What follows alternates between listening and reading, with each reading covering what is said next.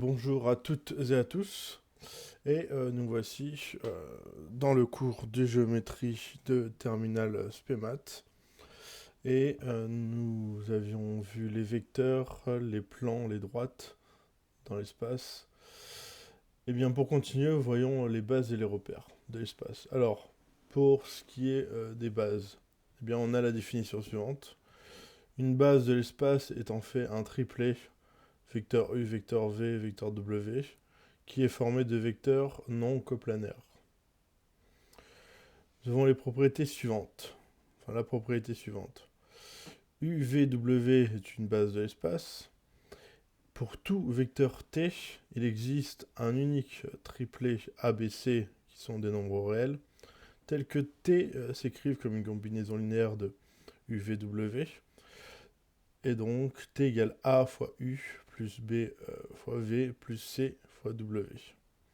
Et donc, en fait, ce triplet-là, on le connaît bien. On connaît le couple, on l'étend à l'espace. Eh bien, ABC est le triplet des coordonnées. Donc, c'est en fait les coordonnées du vecteur T dans la base UVW. Alors, un petit exemple pour éclairer ceci. Alors, nous avons le... J'ai reproduit ici le schéma, afin qu'il soit mieux vu, enfin plus lisible en tout cas. On a alors le vecteur OM qui est égal au vecteur OM' plus le vecteur M'. C'est une relation de Schall, bien entendu. Alors, si l'on regarde donc le vecteur OM, très bien. Donc, le vecteur OM, c'est ce vecteur ici.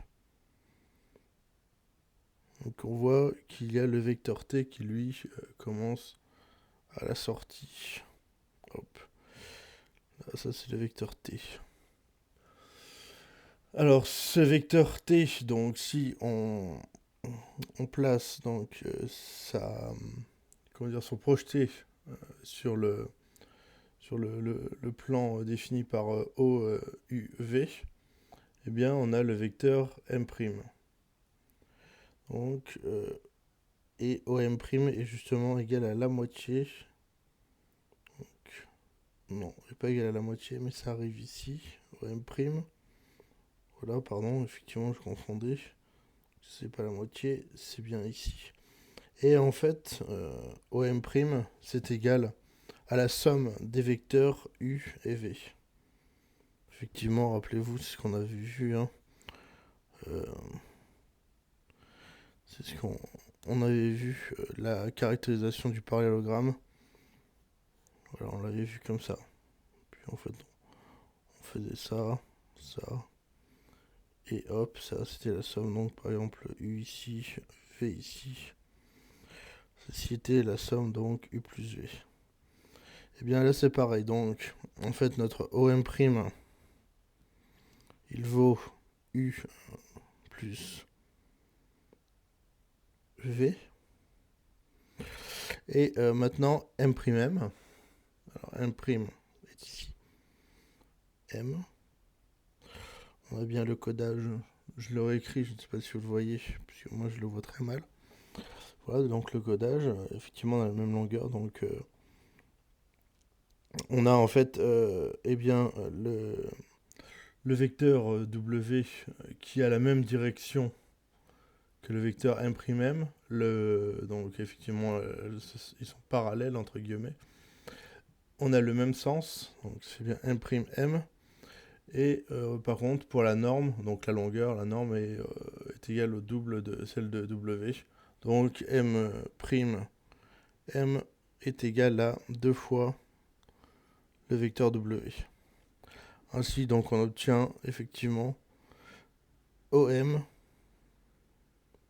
qui est égal à U plus V plus 2W. Donc ça veut dire que le vecteur T, il a pour coordonnées donc 1. Ici, effectivement, on l'a pas écrit. Alors, je l'aurais écrit, en fait, on pourrait écrire 1. Effectivement, on n'écrit jamais une fois quelque chose.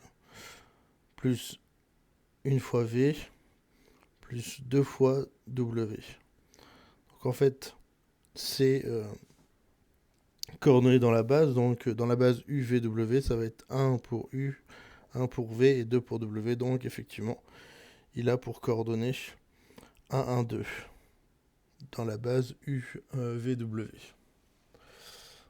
Voilà, j'espère que c'est compris. Alors, si c'est compris, je vous propose de passer à la suite.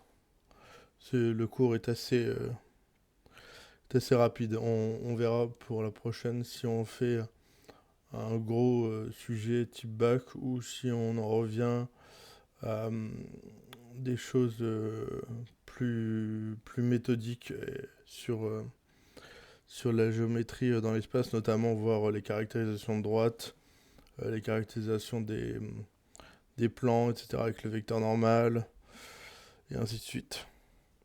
Alors, passons maintenant donc au repère de l'espace. Alors, un repère de l'espace, notez donc le point O et les vecteurs I, J, K, qui est formé effectivement d'un point O et d'une base I, J, K de vecteurs de l'espace.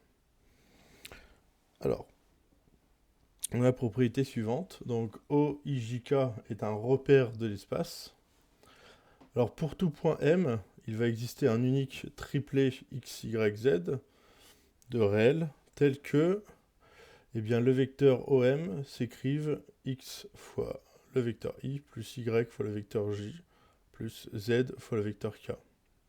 Donc en fait, ce sont ces coordonnées dans XYZ.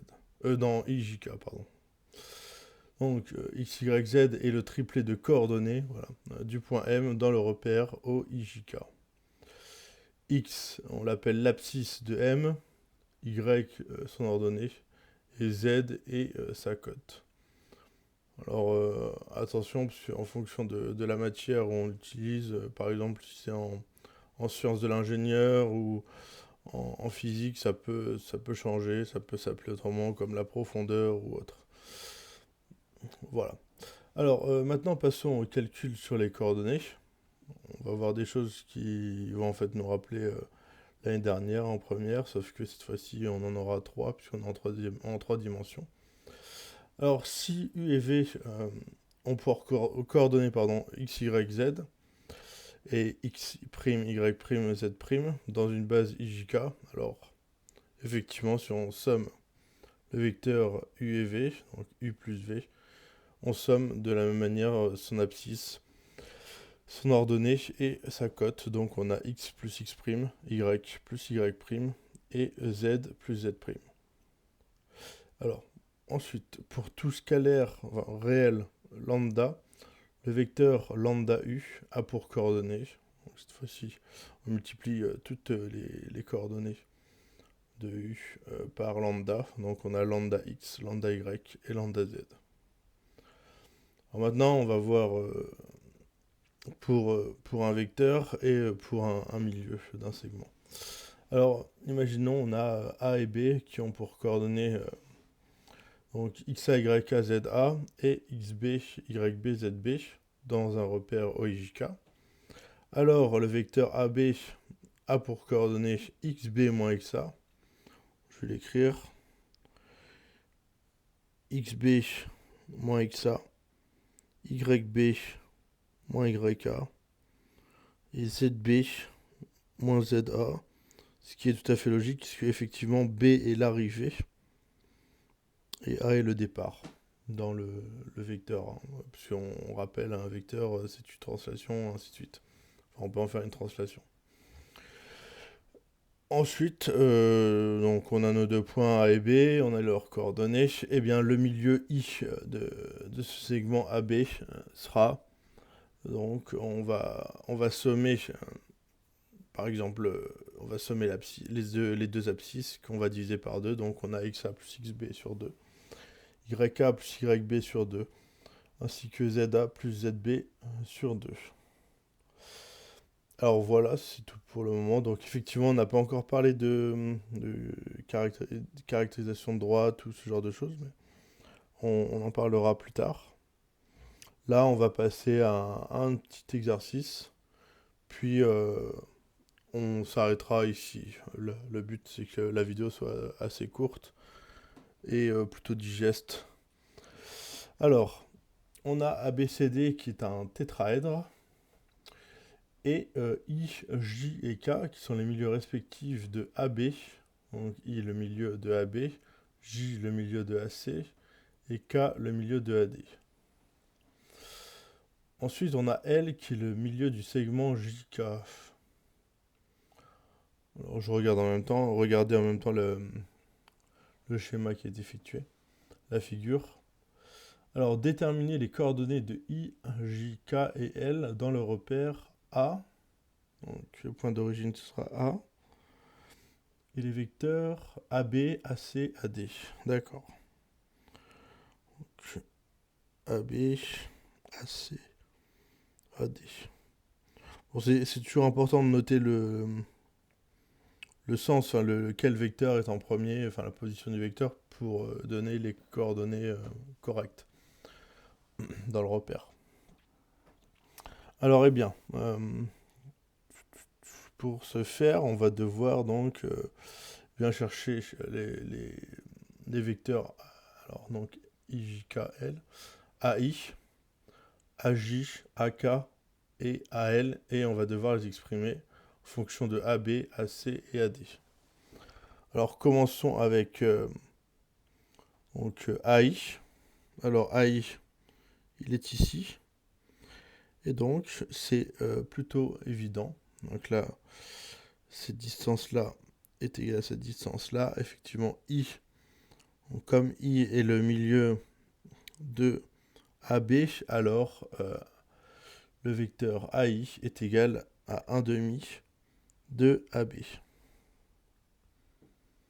Donc, on pourrait écrire ce que j'ai dit pour la rédaction, mais c'est pas ça le but, encore une fois, c'est de visualiser. Et donc, cela veut dire donc I a pour coordonnées bien 1 demi, 0 et 0 dans le repère A, AB, AC, AD. Alors, AI, c'est fait. Hop. S'occuper de I. Alors, on va s'occuper de J maintenant. J, où est-il? Eh bien, J, il est ici. Donc, on a, eh bien, comme J est le milieu du segment AC, alors on peut dire que AJ, le vecteur AJ, est égal à 1 demi du vecteur AC. Donc, AJ est égal à 1 demi du vecteur AC. Donc, J a pour coordonnées que AC c'est le deuxième, donc pour coordonnées 0, 1 demi, 0 dans le repère A, AB, AC, AD. Alors maintenant, il nous reste à donner donc K et L. Alors K. Alors K, AK. Bon alors en fait K, voilà, on continue.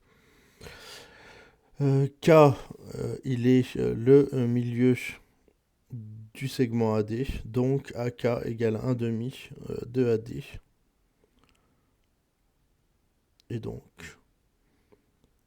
K a pour coordonnées 0, 0, 1 demi dans le repère A, AB, AC, AD.